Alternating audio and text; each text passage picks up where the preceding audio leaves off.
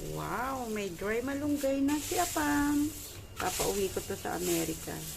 Para gagawin niyan tsaa or pangkape. Sa kape, ihahalo niya.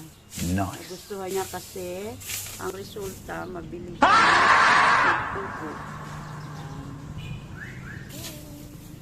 Marami kami ditong malunggay eh. Ayun oh. Saan ba yun? Ayan. Diyan namin kinuha yan.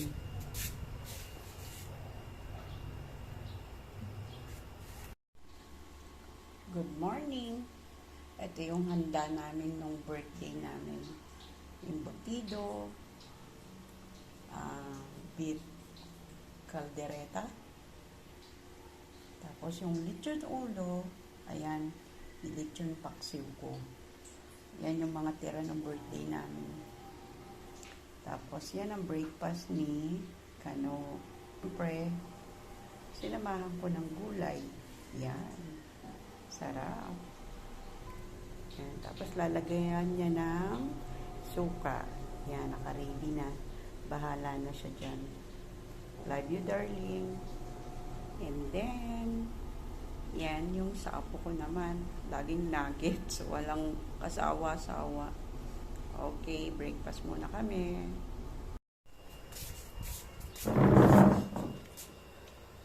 Ano ba ang gagawin ko? Wait lang. Ayan. Malunggay.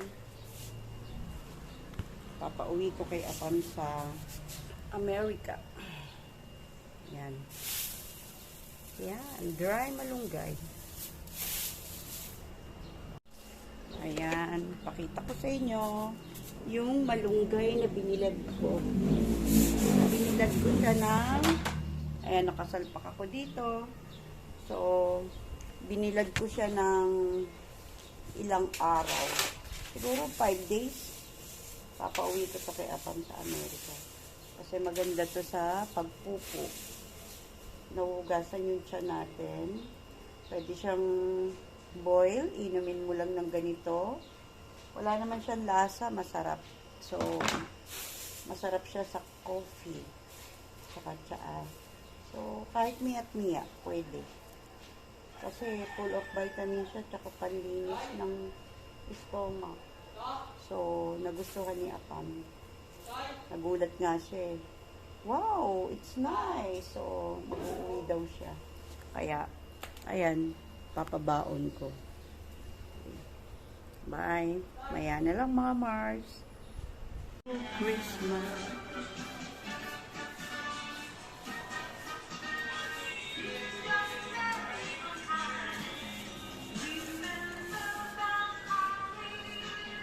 Laging busy yan eh.